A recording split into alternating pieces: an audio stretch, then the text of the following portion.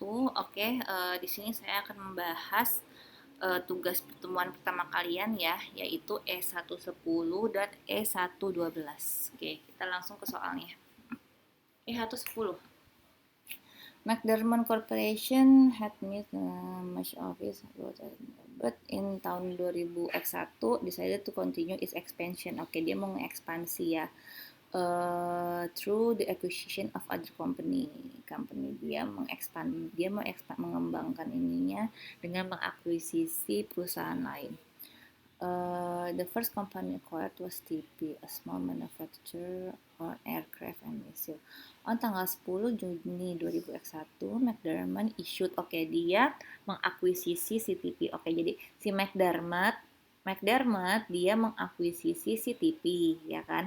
Pada tanggal 10 Juni 2001, McDermott mengissue 17 shares, ya kan, nilai parnya 25 par common stock for all 40.000.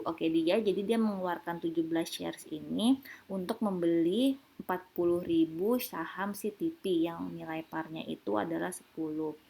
At the date of combination, TP reported additional paid-in capital 100.000 dan return earning 350.000. Jadi pada saat kombinasi bisnisnya itu, si TP itu dia ada additional paid-in capitalnya 100.000 sama return earningnya 350.000. Terus si McDermott stock, tadi kan dia kan ngeluarin ya 17 shares parnya 25, itu di pasar itu harganya adalah 58 per shares, ya kan. Subsequent to the combination, setelah tanggal si combinationnya itu, TP operated a subsidiary of Dermat.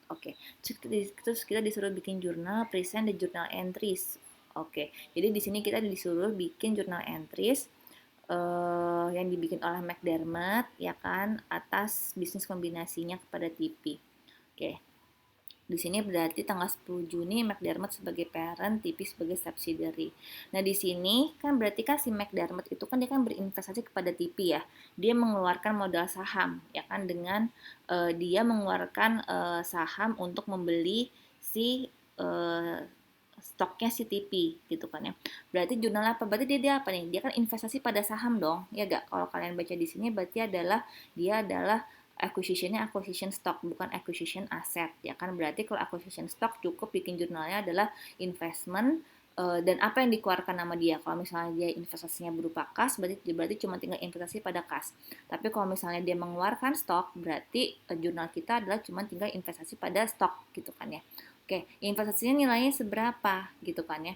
Investasinya nilainya adalah dia mengeluarkan 17.000 shares, parnya 25. Shares yang dikeluarkan sama dia sebesar 17.000 ini, ya kan, sellingnya itu was selling for 58. Berarti di pasar nilainya 58. Berarti berapa nilai investasinya? Kita pakai nilai par atau pakai nilai pasar? Nah, berarti nilai investasinya adalah sebesar nilai mana? Sebesar nilai pasar ya. Berarti investasinya itu adalah di sini Di sini saya bisa langsung aja di sini ya, sama dengan 17.000 dikali 58. Saya kelebihan ya nolnya ya. Masih pakai buku bahasa Indonesia nih. Ya. Berarti modal saham yang dikeluarkan oleh si McDermott berapa? 17.000 kali 25. Ya kan, sisanya adalah selisih antara nilai pasar dengan nilai par itu nilainya kita masukkan ke agio saham atau additional paid-in capital. Di sini kalian gak usah mikirin berapa saham TP yang dibeli gitu kan ya. Kalian gak usah mikirin berapa additional paid-in capital dan lain-lain, karena di sini kalian hanya disuruh record waktu pas business combination-nya. Berarti ketika dia membeli sahamnya si TP, McDermott ngejurnalnya apa gitu kan ya. Dari sisinya McDermott berarti kan dia kan berinvestasi pada TP, investasinya bertambah sebelah debit gitu kan. Terus McDermott-nya mengeluarkan apa? Dia mengeluarkan saham, mengissue stok dengan nilai parnya 25, ya kan, di mana harga pasaran dari 58. Berarti kan ada selisih dong, ya kan, kita masukin ke agio saham atau additional paid-in capital. Udah cukup itu aja. Ya, gampang ya. Oke, yang kedua adalah E112. Nah, E112 ini baru dia itu ceritanya itu Spur reported the following balance sheet, ya kan? Blanket acquired Spur. Nah, di sini si Blanket membeli si Spur Corporation dengan harga 670.000 secara cash, ya kan? Give the entries that Blanket made to record the purchase, ya kan? Jadi kita disuruh bikin jurnal jadi di sini kita disuruh bikin jurnal yang McDermott lakukan gitu, yang harus McDermott catat ketika dia mengacquire si Spur ini. Di sini kalau udah kayak gini pasti nilainya adalah dia itu adalah melakukan pembelian akuisisi aset nih. Ya, inget gak kalau misalnya kita mengakuisisi aset, kalau dari sisinya si parent ya kan, dari sisinya yang induk, berarti kita harus mencatatnya sebesar fair value. Ya, oke. Kita lihat, kita catat.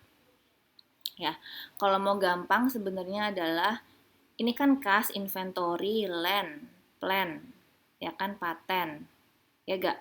Nah, ini semua kan masuk ke blanket kan, karena kan si blanket membeli si Spur. Berarti semua aset dan liabilitasnya si Spur masuk ke blanket. Berarti kalau aset dia masuknya ke debit, ya gak? Kalau liabilities dia masuknya ke kredit. Tapi kecuali common stock, additional paid in capital sama return earning-nya. Kalau ekuitasnya kan udah kita ganti dong, ya gak? Karena kita kan ngeluarin cash nih. Jadi yang kita pakai cuma nilai fair value-nya aja ya.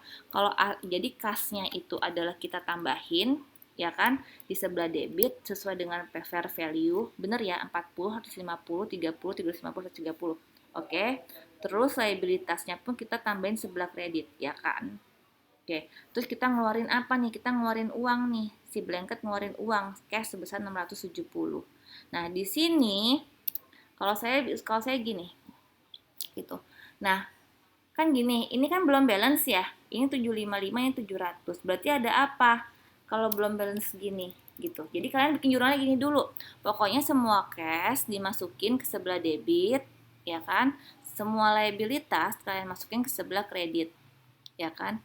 Terus kalian nah, terus si blanketnya membeli si induknya membeli si anaknya itu pakai apa nih gitu. Karena bisa macam-macam. Di sini kan kas, ya kan bisa juga kayak tadi dia pakai eh, dia kalau di contoh sebelumnya kan dia kan mengeluarkan saham ya. Kalau mengeluarkan saham yang berarti di sini bukan kas, tapi di sini adalah modal saham sama additional paid in capital kalau nilai pasarnya berbeda. Tapi karena di sini kas, maka sebelah kreditnya adalah kas gitu ya. Ngerti ya maksud saya ya? Di sini kas itu kenapa? Karena dia di sini bilangnya adalah dia mengeluarkan kas dengan cash sebesar 670.000 si blanketnya. Kalau misalnya blanketnya mengeluarkan modal saham ya berarti di sini bukan kas. Di sini adalah modal saham sama paid in capital. Kalau ternyata fair value-nya nilai marketnya itu lebih besar daripada nilai parnya. Cara ngitungnya sama kayak yang di atas ya. Nah, kalau udah kalian masukin semua, kan belum balance nih. Berarti kalau belum balance ada apa di sini? Ini saya ngajarin cara gampang ya. Berarti ada goodwill. Gitu. Goodwillnya berapa ya? Selisihnya aja 55 juta.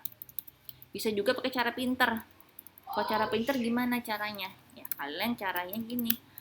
Cost of investmentnya berapa? 670.000. Gitu kan, 670 juta. Gitu. Terus fair value-nya berapa? Fair value net asetnya. Kalian lihat fair value net aset dari mana? Ini aja nih. Ini 700 ya kan. Ini 85. Berarti selisih ini kan harus balance kan antara aset sama liabilities ya kan. 700 kurang 85 berapa? Berapa tuh? 615. Ya, 615 ya. Ya kan selisihnya berapa? Kan 55 kan? Gitu.